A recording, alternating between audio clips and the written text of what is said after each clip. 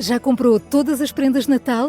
Lembrou-se da sua? Estamos a oferecer 40 passes anuais da Zone e um deles pode ser seu. Assine hoje até 55% de desconto e habilite-se a ganhar. Tudo em observador.pt.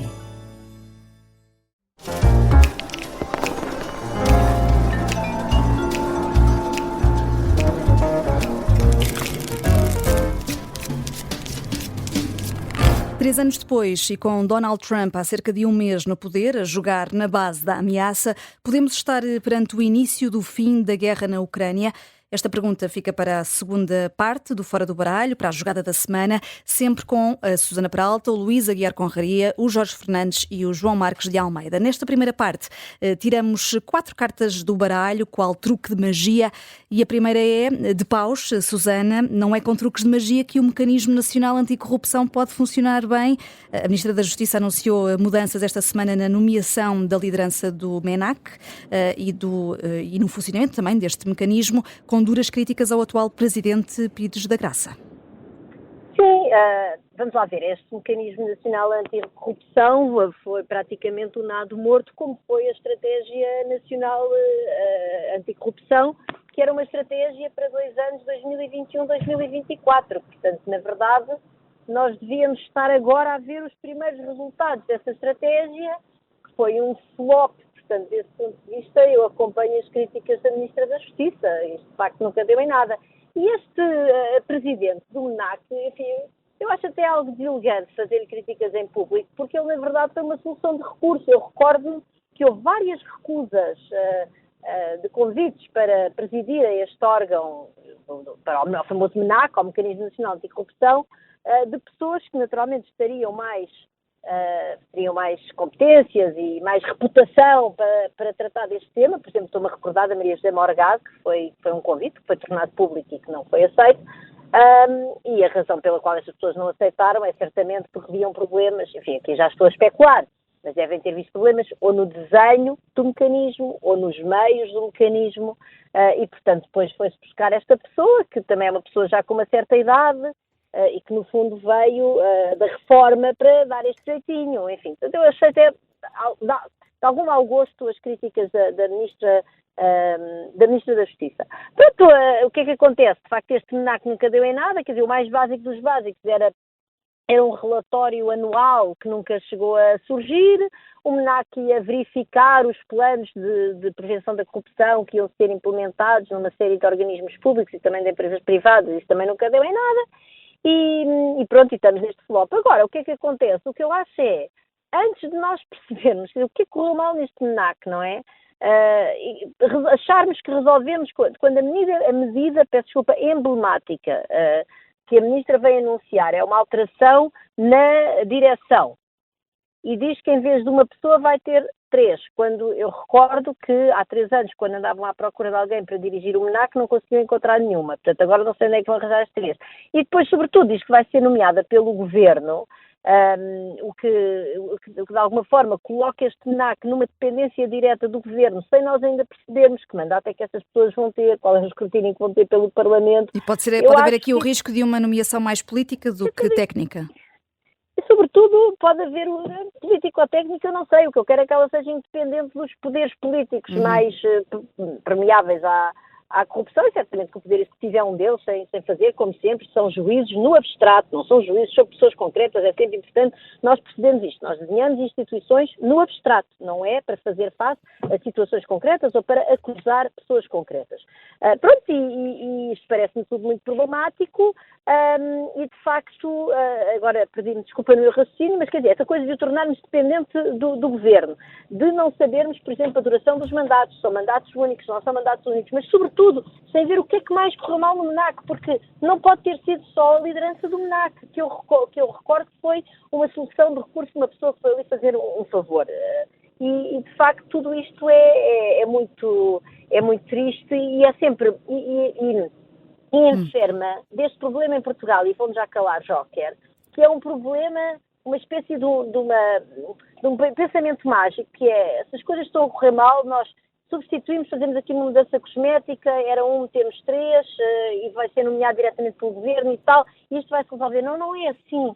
Desenhar instituições é outro tipo de reflexão, é outro tipo de trabalho e, de facto, não é assim que nós vamos combater a corrupção em Portugal. E já agora, só para terminar, quer dizer, na semana passada discutimos aqui o Tutti Frutti e a reação pífia do partido do governo, do qual esta ministra faz parte, ou pelo menos do governo, do qual a ministra faz parte do governo, eu não sei se ela é militante ou não, enfim, e já olhámos para os casos de conflitos de interesse do Hernani Dias, já aqui falámos dele também, portanto, quer dizer, eu sou um governo que não consegue desenhar, por exemplo, códigos de conduta para nomeação de pessoas em cargos executivos e para pessoas que põe nas listas de deputados, que não consegue ter mão firme relativamente a estes mecanismos perversos de recrutamento dos partidos e depois acha que é por substituir a maneira como vai decidir a cabeça do MNAC que vai resolver o problema, é mais fogo de vista, é o que eu acho. Portanto, o que eu acho é que daqui a 3 anos vamos estar, que chatice, olha, este também não funcionou e tal, e vamos procurar uma nova solução.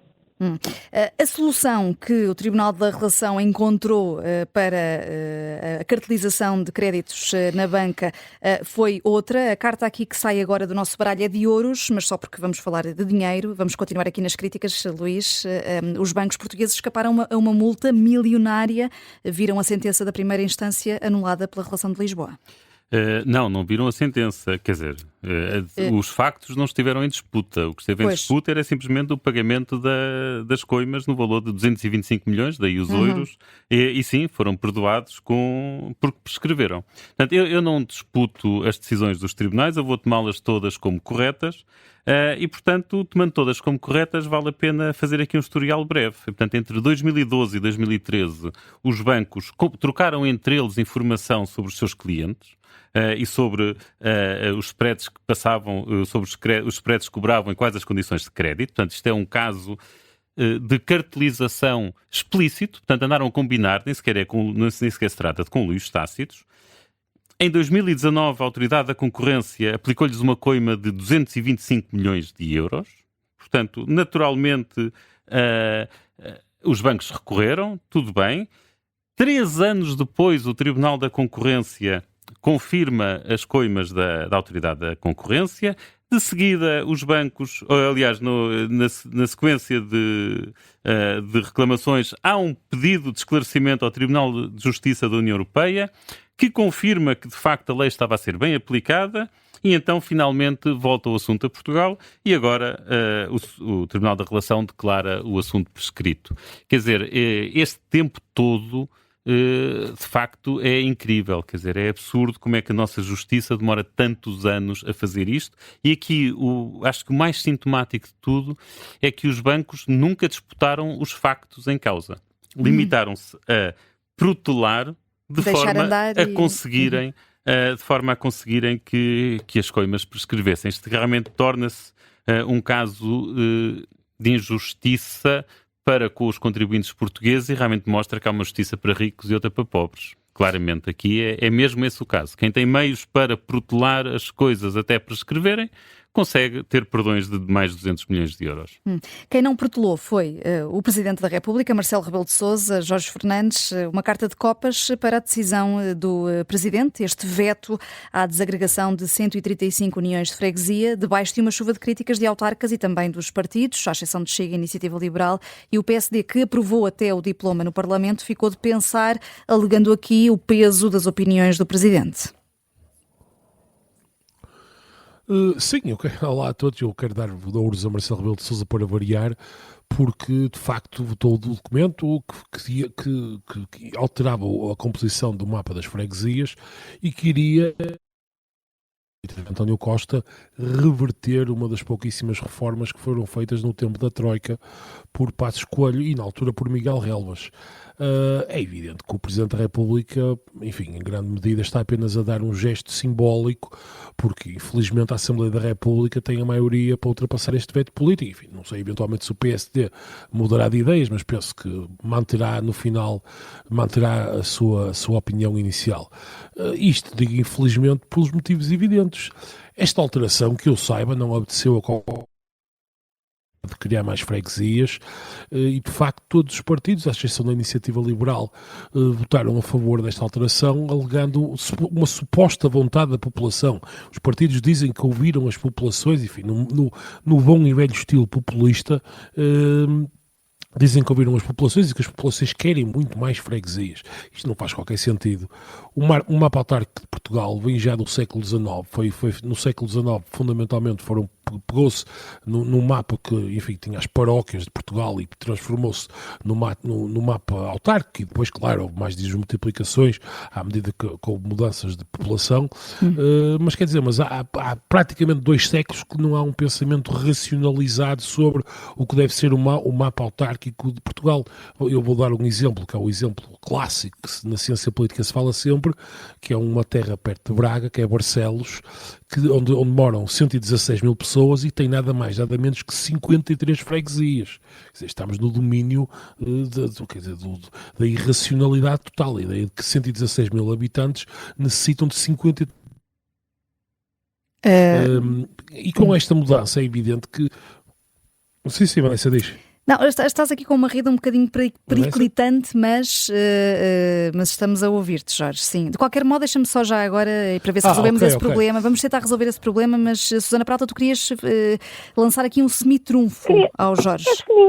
É semi-trunfo pelo seguinte, eu acho que o Presidente da República fez bem em vetar isto agora, acho que não se reforma agora um mapa autárquico a 6 meses das eleições, enfim. E eu concordo com o Jorge na questão de que não se pensa racionalmente na divisão do poder autárquico em Portugal, na organização do poder autárquico em Portugal. Mas a reforma que foi feita em 2012 também não foi refletida desse ponto de vista, ou seja, se agora era partir porque sim, naquela altura também foi unir porque sim. Portanto, isto não deve ser nunca entendido como uma caução, certamente, àquilo que foi feito em 2012. Agora, de facto, nós precisamos de pensar nisto como deve ser e com tempo, e não é a 6 meses, e não é a desfazer o que foi feito em 2012. Jorge Fernandes, penso que já estás em melhores condições para concluir. Sim, penso que sim. Agora estou em melhores condições, não estou? Estás, sim, senhor. Ótimo, então. Não, eu ia pegar precisamente neste ponto da Susana, que é isto foi feito de forma absolutamente evidente, estrategicamente, num ano de eleições, faltam meia dúzia de meses para as autárquicas, e os partidos políticos, por um lado, querem satisfazer clientelas locais e procurar vícios eleitorais, porque, enfim, há muita gente que acha e muitos eleitores, inclusive, que acha que necessita ter uma junta de freguesia a 100 metros de casa para ter uma representação autárquica. E por outro lado também não sejamos inocentes, não é? Quer dizer, com isto não estamos a falar só de repor as freguesias que existiam em 2013. Estamos a falar inclusive de aumentar o número de freguesias que existiam em Portugal antes da chegada da Troika. E portanto, quer dizer, isto é uma multiplicação de lugares políticos para boys e girls. Em ano de autárquicas, sim, lá está. Em ano de autárquicas isto é literalmente um manã que é aberto aqui. E, infelizmente o Presidente da República não conseguirá, apesar de tudo, travar esta mudança, que é uma mudança negativa. Vamos agora à próxima carta, que é a última desta primeira parte de espadas, João Marques de Almeida, para o Chega, pelas ofensas à deputada do PS, Ana Sofia Antunes, que é cega, e é uma polémica que está a marcar precisamente esta reta final da semana. Sim, boa noite a todos, e aos ouvintes e a vocês.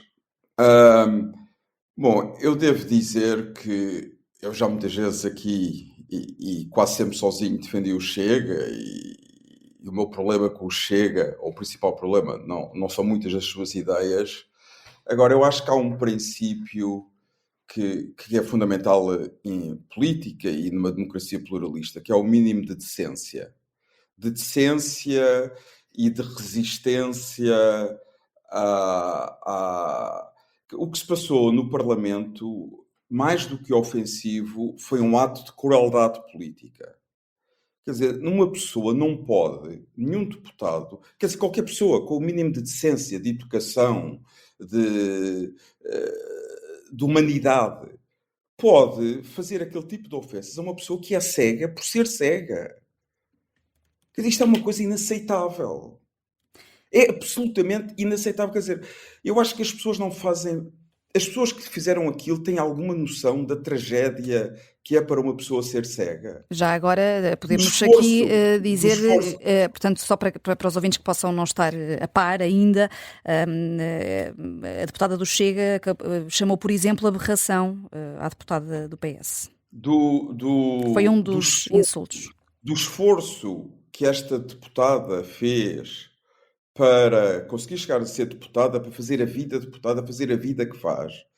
E eu devo dizer que o caso da cegueira, que nestas coisas nós temos sempre um lado pessoal, é uma coisa que pessoalmente para mim é mais sensível, porque eu tive uma pessoa muito próxima de família que ficou cega pouco antes de morrer, era eu novo, e vi, é uma coisa de partir o coração. Aquilo que se passou no Parlamento ontem, acho que foi ontem, foi uma crueldade sem nome. E eu quero, primeiro desejo sinceramente que nenhum dos deputados do Chega que fez aquilo ontem um dia fique cego. Desejo que eles não saibam o que é isso, que nunca fiquem cegos. E por outro lado, quer dizer, gostaria de deixar aqui à Ana Sofia Antunes uma palavra de solidariedade e de apreço e de apoio e de admiração. Seguramente que eu e ela discordamos em muitas coisas, ela é de esquerda, é socialista, eu sou de direita, mas quer dizer, há coisas que ultrapassam as diferenças ideológicas. E quero deixar uma palavra muito sentida de solidariedade à Ana Sofia Antunes, espero que continue a fazer o seu trabalho de deputada. E o que vi ontem no Parlamento, aliás, eu vi as imagens hoje, foi ontem, mas só vi as imagens hoje, deixou-me bastante triste, porque é inaceitável haver um comportamento daquele tipo. Penso que, de resto, essa palavra de solidariedade também é aqui expressa pelos restantes 3 ases do Fora do Baralho. Diz, Luís, queres falar? Quer dizer, sim, concordo com tudo o que o João disse, mas nada disto é novo, não é? Quer dizer, já houve reportagens sobre a forma como eles se punham a imitar vacas quando deputadas um bocadinho mais gordas passavam por eles, como durante o dia ou durante a tarde desejavam boa noite a deputadas que são negras, portanto aqui não... O pretérito imperfeito não se aplica. Portanto, quer dizer, nada disto é verdadeiramente novo, não é? E agora... Eu apesar de tudo, e é o que eu digo, quer dizer, há sempre um lado pessoal que faz com que as pessoas sejam mais sensíveis a umas coisas que a outras. Este episódio... para mim foi mais... Mas faz sentido, João... Tocou mais. Mas faz sentido mudar as regras do Parlamento? O PS quer, por exemplo, quer avançar com essa mudança? Vanessa, vou ser muito sincero. Eu não sei se mudar as regras, porque quando mudamos regras, estamos a pensar num caso particular, mas depois pode afetar muitos outros casos, não sei que impacto é que terá mudar as regras. Mas há uma coisa que eu sei. Quem não é decente, não é por mudar regras que passará a ser decente. E a única maneira que o Chega tem, que pode aprender, que não pode ter estes comportamentos, é ser penalizado pelos eleitores. Foi de resto o que o PSD também disse hoje, que acha que... É ser penalizado pelos eleitores. É nas urnas, sim. Não há outra maneira, quer dizer, nós podemos mudar as regras. Se eles continuarem a ter os mesmos votos, não vão mudar o seu comportamento, porque vão achar que foi este tipo de comportamento que os leva a ter certos votos. Eu acho profundamente lamentável que alguém possa acreditar que um comportamento cruel conquista votos. Não sei se conquista ou não faço a mínima ideia. Espero que não conquiste muitos. Mas só podem ser penalizados verdadeiramente nas urnas. Quer dizer, não é a mudança de regras que vai resolver este problema. Aqui no Fora do Baralho, as regras não mudam. Já a seguir vem aí a jogada da semana.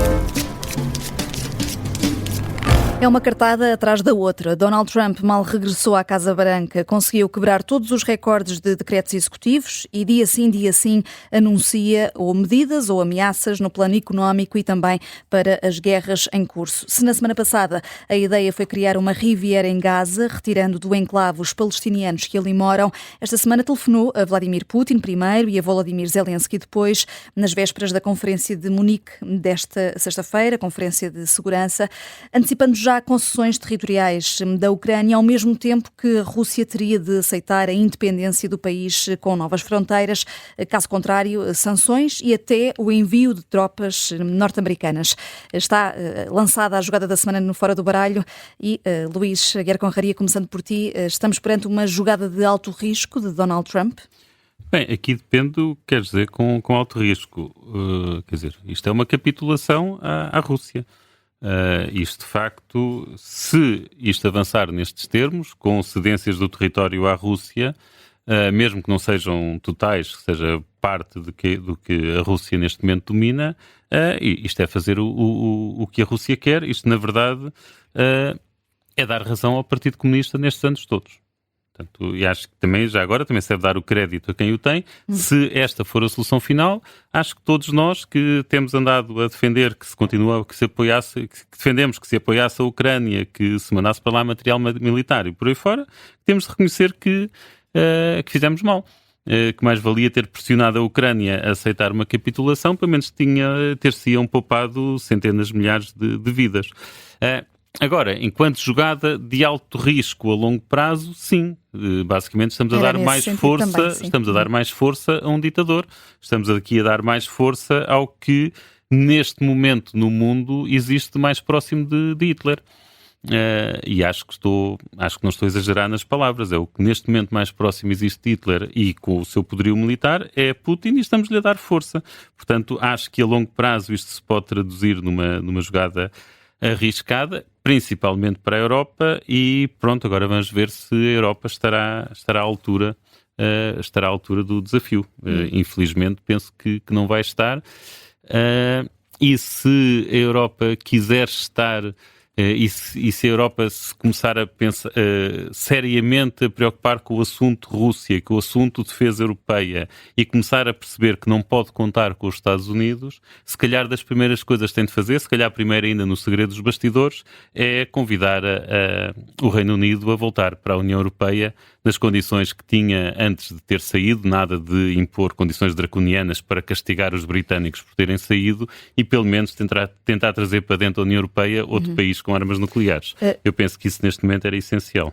O Jorge Fernandes assiste àquilo que estás a dizer, e já vamos falar mais à frente sobre o papel da Europa neste contexto agora de negociações de paz para pôr fim à guerra na Ucrânia. São negociações que estão a ser, lá está, lideradas pelos Estados Unidos, mas primeiro, e olhando aqui para esta estratégia norte-americana, João Marcos de Almeida, o vice-presidente J.D. Vance discursou esta sexta-feira em Munique e garante que o objetivo dos Estados Unidos é o fim da guerra e uma paz duradoura na Ucrânia, mas a líder da política externa da União Europeia, Kaja Kallas, diz que parece que Washington quer tentar arranjar um conflito com a Europa. Qual é que é a tua análise? Bom, vamos lá ver. Eu acho que isto é, antes de mais, o início de um processo, e estamos mesmo no início. Aconteceram 2 telefonemas. Quer dizer, eu acho que é completamente prematuro falar-se de capitulação. Nós não chegámos ao ponto final, não sabemos que tipo de acordo de paz, nem sabemos se vai haver acordo de paz, e se houver, que tipo de acordo de paz haverá. Dito isto, eu acho que foi um erro os americanos, o Trump, e também o secretário da Defesa, até mais do que Trump, foi mais explícito, o secretário da Defesa americano na reunião da NATO, dizerem que, em público, que a Ucrânia não vai recuperar territórios perdidos. E vamos lá ver. Em privado, se nós falarmos com qualquer responsável europeu, é isso que eles dizem. Agora, não se pode dizer isto em público antes de começar uma negociação. Como é óbvio, os territórios têm que fazer parte da negociação. Agora, infelizmente, temos que ser realistas, e a Ucrânia recuperar aqueles territórios parece quase impossível. Agora, há um ponto que o Luís disse que eu estou absolutamente de acordo. Putin é o mais próximo que há de Hitler e é o político mais perigoso que há na Europa e no mundo. E, portanto, o que é fundamental em qualquer processo de paz é a garantia de segurança da Ucrânia. É fundamental garantir a segurança da Ucrânia. É fundamental, porque Putin, a guerra desgastou muito a Rússia, quer militarmente, quer economicamente. Quer dizer, apesar de tudo, morreram cerca de 1 milhão de soldados russos. 1 milhão em 3 anos é uma brutalidade. Economicamente, a economia da Rússia está nas ruas da amargura. Mas a Rússia está a ficar com uma dependência em relação à China que é gravíssima do ponto de vista dos russos. Portanto, Putin pode querer uma pausa. Mas quer dizer, Putin continua, julgo eu, a querer um dia dominar a Ucrânia. Portanto, é fundamental que a segurança da Ucrânia seja garantida. Mas é isso que vês nestas declarações de J.D. Vance esta tarde? Eu acho esse que objetivo? J.D. Vance, Quer dizer, J.D. Vance não se alongou sobre isso, portanto também não disse muito sobre isso. Agora, eu acho que há declarações do enviado de Trump para a Ucrânia, há declarações de Marco Rubio, que vão no sentido que eles percebem que têm que garantir, os Estados Unidos têm que ser parte da solução para garantir a segurança da Ucrânia. Porque se os Estados Unidos não quiserem garantir a segurança da Ucrânia, vai ter que ser a Europa a fazê-lo. E eu aqui, que defendi muitas vezes von der Leyen, eu aqui cometo um erro. Acho que a União Europeia, vou criticá-la, não devia ter feito uma coisa, von der Leyen, e não fez. Von der Leyen, depois dos telefonemas entre Trump e Putin e Trump e Zelensky, devia-se ter metido num avião e ter ido imediatamente a Kiev e estar ao lado de Zelensky. Porque Zelensky não pode ser abandonado. A Ucrânia é o nosso aliado nesta guerra. A Rússia agrediu a Ucrânia. E, portanto, a Europa, já que Trump muitas vezes é ambíguo nesse ponto, a Europa não pode ser ambígua nisso. E tinha que ter estado um dirigente em nome da Europa ao lado de Zelensky em Kiev a dizer simplesmente isto. A Ucrânia, a Ucrânia precisa de uma paz justa, as suas garantias têm que ser... As suas garantias de segurança têm que ser absolutamente claras, não se negocia agora, portanto não vamos dar qualquer território da Ucrânia à Rússia, isso faz parte das negociações de paz, e devia dizer o seguinte, que é aí que a União Europeia assusta a Rússia e impõe respeito aos Estados Unidos. No dia que começarem as negociações de paz, a União Europeia começa imediatamente negociações para incluir a Ucrânia na União Europeia. Porque essa é a maneira mais rápida da Ucrânia ter garantias de segurança se os Estados Unidos não quiserem a Ucrânia na NATO. É integrar a Ucrânia o mais rapidamente possível na União Europeia. A União Europeia tem que estar ao lado da Ucrânia até ao fim. E acho que von der Leyen devia ter ido a Kiev. E essa ideia fica clara, mas não chegaste a responder-me se a União Europeia pode ficar com esta ideia de que Washington quer tentar arranjar um conflito com a Europa depois deste discurso do vice-presidente. Acho que não quer arranjar nenhum conflito com a Europa. Há divergências, obviamente divergências entre a Europa e os Estados Unidos, mas os Estados Unidos não querem arranjar nenhum conflito com a Europa. O que os europeus têm que perceber é que têm que deixar de confiar nos Estados Unidos como confiavam para garantir a sua segurança. E aqui, mais uma vez, é um ponto complicado porque há dois planos. Os Estados Unidos têm obrigações que resultam de serem membros da NATO e de assinarem o Tratado do Atlântico Norte, sobretudo o artigo 5º, embora o artigo 5º também não seja absolutamente claro, têm obrigações, mas sobretudo as garantias de segurança são uma questão política, mais do que uma questão de tratados ou de alianças formais. E os Estados Unidos está a mudar, e não é só agora. Quer dizer, eu quero lembrar toda a gente, não é, que a Rússia ocupou a Crimeia, a Ucrânia, em 2014. Em 2014, Obama era presidente dos Estados Unidos e disse claramente aos dirigentes europeus: isto não é um problema americano, isto é um problema vosso. De tal modo que a força, ou as potências que tentaram intermediar o conflito entre a Ucrânia e a Rússia entre 2014 e 2022 foram 4 países europeus: o Reino Unido, a França, a Alemanha e a Polónia. Portanto, isto não é novo. Agora, os europeus, infelizmente, os líderes europeus, não aprenderam a lição e estão a adiar sistematicamente desde 2014. A Europa tem que ser capaz de tomar conta da sua segurança.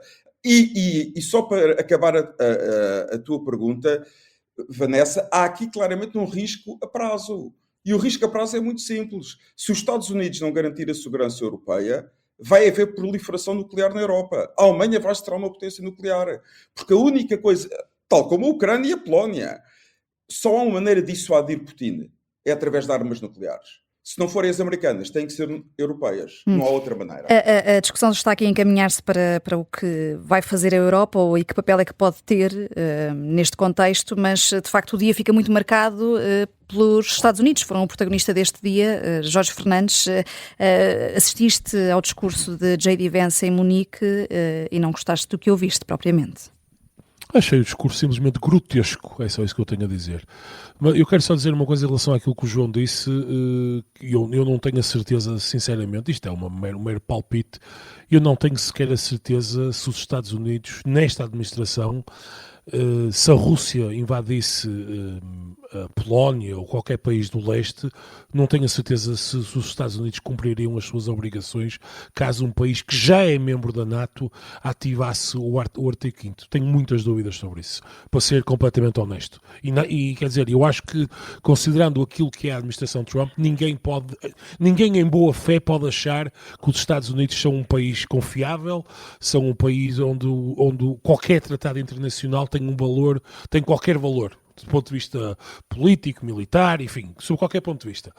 O discurso de Vance foi grotesco, simplesmente. Ele disse uma coisa que basicamente foi: o maior perigo para os Estados Unidos não é a Rússia nem a China, mas está dentro da própria Europa, porque, diz ele, a Europa está a fugir aos seus valores fundamentais. E depois avançou com um conjunto de coisas, como a Europa, enfim, tem um direito ao aborto, tem um direito à religião. É importante que J.D. Vance perceba uma coisa muito simples. Os valores, aquilo que nós escolhemos fazer na Europa, nomeadamente em termos de investimento de Estado Social, em garantir o direito à saúde pública com o aborto, ou criarmos, uma coisa que ele também falou, criarmos muros relativamente à extrema-direita, isto é definido pelos europeus, nas urnas. Não é, nem nunca pode ser imposto de fora. Aí, muito menos, por uma administração americana que neste momento, no fundamental, condenou a democracia liberal americana, quer dizer, coisas tão básicas como, neste momento, a ideia de separação de poderes nos Estados Unidos não é respeitada. É isto, estamos a falar, é isto. Portanto, os Estados Unidos, se em algum momento da sua história não tiveram em condições de dar lições sobre o que quer que seja, sobre como montar uma democracia ou o que são os valores democráticos, é neste momento. Ponto final, parágrafo. A administração americana, neste momento, não pode dar rigorosamente nenhum tipo de lições de democracia, vamos dizer assim. Lições de democracia a quem quer que seja. E, portanto, ver um vice-presidente dos Estados Unidos dizer em Munique que a Europa é igual à Rússia de Putin ou à China comunista é algo que eu nunca pensei existir na minha vida. Sinceramente. Jorge, onde é que o João, ele disse disse que a Europa é textualmente igual à isto. Rússia e à China? João, por amor de lê, volta, desculpa. Eu li João, o discurso e vi o discurso. Lê o discurso integralmente. Lê o discurso integralmente ele e verás. Que a Europa é igual à Rússia e à China, por amor de Deus. Jorge, ele não João, eu vou-te. Está bem, lê. Eu vou-te ler aqui o que ele diz. Ele diz assim, enfim, estou a ler do Financial Times, ele diz que a Europa basicamente é uma ameaça a partir de dentro e que é mais grave, is graver than that posed by Russia and China. Desculpa, João. Isto é o Financial Times a citar. Ele não começou o discurso. Ele houve uma altura do discurso que disse: mais do que as ameaças externas, eu estou preocupado com ameaças internas e divisões. E ele está preocupado que na Europa se respeite o direito ao aborto. Não, ele está preocupado que na Europa se respeite o direito ao aborto no Estado de Direito, é isso? Não, é que neste momento, Jorge, João, assim. Eu acho que há coisas mais importantes que o discurso de Vance. Não vou estar a discutir o discurso de Vance contigo. Como é que pode... Desculpa lá, o discurso... João, desculpa. Então o discurso do Vance no dia da... Crucial, nós estamos... Quer dizer, se estamos neste momento, que é um momento absolutamente crucial, sobre a definição ou redefinição do que é a relação externa entre os Estados Unidos e a Europa, e nomeadamente a relação à Rússia e à questão ucraniana... Para o futuro da Ucrânia, o discurso do Vance é irrelevante. Mas creio que gostaste muito desse discurso, João. Eu gostei do discurso porque, ao contrário do Jorge, quer dizer, o que eu gostei no discurso foi que eu interpretei o discurso como uma defesa da democracia e da tolerância, ao contrário do Jorge. Feita por J.D. Vance, é isso? Exatamente, feita por J.D. Ele sabe que ele ainda não reconheceu que o Trump perdeu as eleições em 2020. Feita por uma pessoa que... lamento isso, mas eu não estou a julgar J.D. Vance, J.D. Vance. Eu estou a falar do discurso. E havia dizer que os escoceses não podem rezar dentro de casa? Não, ele não disse isso. Ele disse isso? João, desculpa lá, eu estive a ler o discurso e tive a... Ele disse que foi o que ele disse, que havia um atentado à liberdade religiosa. Que há um atentado à liberdade religiosa na Escócia, porque os escoceses... João, não vamos discutir factos. Nós podemos discutir opiniões. Factos não podemos. João, ele não disse isso. João, deixa o Jorge concluir e temos de ir à Susana também. Eu vou começar o próximo programa, e eu garanto aqui aos nossos ouvintes, que eu vou começar o próximo programa com um excerto do discurso do Vance, em que ele está a dizer que na Escócia as pessoas que vivem próximo de locais onde são feitos abortos não podem rezar em casa. Ele disse isso, isso é factual. Ele disse isso, é factual, não vale a pena estarmos aqui agora a inventar que ele não disse o que ele disse, e que é mentira. As pessoas podem rezar em casa. Mas João, quer dizer, nós podemos achar o que entendemos sobre isso. Ele não falou da NATO, portanto, ele está preocupado com as pessoas que podem ou não podem rezar. Ele está preocupado com os valores que a Europa tem. Da NATO não mencionou, não disse a palavra NATO uma única vez. Numa conferência dedicada à segurança. Uma conferência que é a Conferência de Segurança de Munique, numa importância. Depois desta semana, o presidente dela... Não, nós não queremos. Se eu puder falar um bocadinho... Já falaste bastante, João, desculpa, mas agora tem que mesmo dar... Não, tenho de dar a palavra à Susana Peralta, João Marcos de Almeida, porque ela ainda não falou, estamos quase a terminar o programa, e havendo tempo vais replicar. Susana. Não, quer dizer, eu estive a ler bastante sobre o discurso do Vance e vi apenas excertos, não tive tempo para ver tudo em direto, mas de facto o que eu vi é verdadeiramente preocupante pelo seguinte, ou seja, há todo este aspecto que eu acho que é muito problemático, que é dele vir, no fundo, dar-nos esta lição de valores e de democracia e quase a dizer, atenção, e a inventar coisas estapafúrdias como esta das pessoas não poderem rezar em casa na Escócia. Já agora, isto é a propósito de uma lei que agora existe no Reino Unido e também na Escócia, já foi também adotada na Escócia, que é de não deixar que as pessoas vão para a frente de clínicas de aborto distribuir material anti-aborto, muitas vezes com imagens chocantes de fetos, etc., para tentar convencer as mulheres a não abortarem e, no fundo, a não exercerem o seu direito e a fazerem algum bullying psicológico sobre as mulheres. Portanto, é essa a questão. E não deixar que se organizem eventos em massa de rezas, no fundo, eventos de fundamentalistas religiosos que querem influenciar as mulheres e, sobretudo, exercer violência psicológica sobre elas nesse momento. E ele vai daí a dizer, pronto, mas então as pessoas cujas casas estão a menos de 200 metros de uma clínica de aborto não podem rezar em casa, quando isso é, obviamente, completamente contrário ao espírito da lei, e, aliás, já foi negado pelas autoridades escocesas. Bom, relativamente aos outros aspectos do discurso e daquilo que isso significa para a Europa, eu acho isto completamente trágico, eu estou completamente de acordo com o Jorge, eu acho que este discurso é quase a dizer, vocês não se portam como nós gostamos e, portanto, nós já não somos vossos amigos. Não fala da NATO. Nesta semana em que Trump fez estas concessões todas a Putin, isto quer dizer simplesmente que a Europa está sozinha. Estamos sozinhos e estamos em perigo. João, já estamos desde... João, não está nada assinado. Não está, mas é péssima. Não se parte para uma negociação. Eu percebo alguma coisa de negociação. Sou economista, tu também, por acaso. Não se parte para uma negociação partindo logo no ponto de chegada a que o outro quer chegar.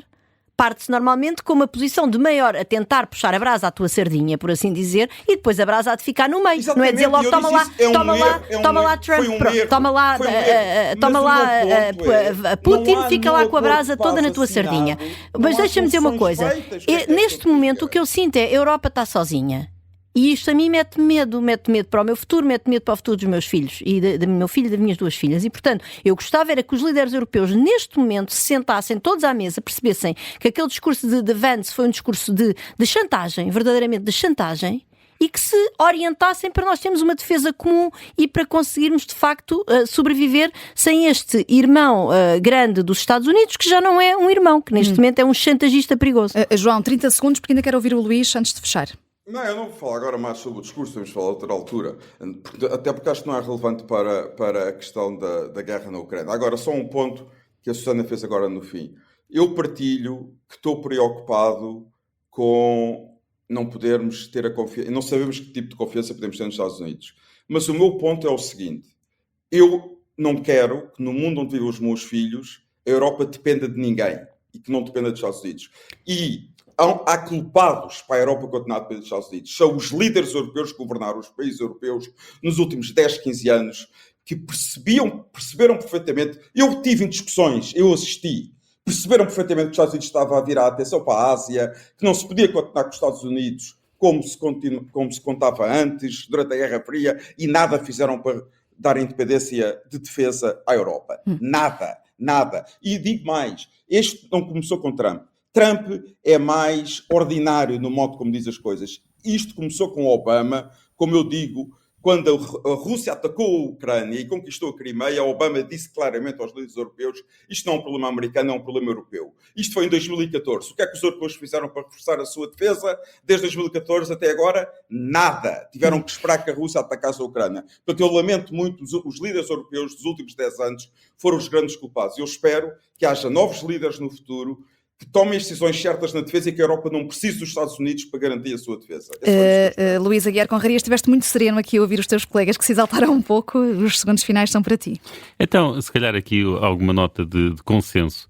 Eu penso que, independentemente dos disparates e da agressividade e desta loucura toda de Trump, acho que Trump percebeu antes dos líderes europeus que há uma nova ordem mundial. Portanto, houve uma alteração da ordem mundial quando a União Soviética caiu, depois há outra mais recente com o renascer da China e com o poderio da China, e acho que neste momento termos um Trump tão errático, pelo menos obriga os líderes europeus a confrontarem-se com o facto de têm de procurar o lugar da Europa nesta nova ordem mundial, e pronto, e é para isso que temos de trabalhar, e volto ao meu apelo inicial, e tragam-me o Reino Unido de volta para a Europa. Eu concordo.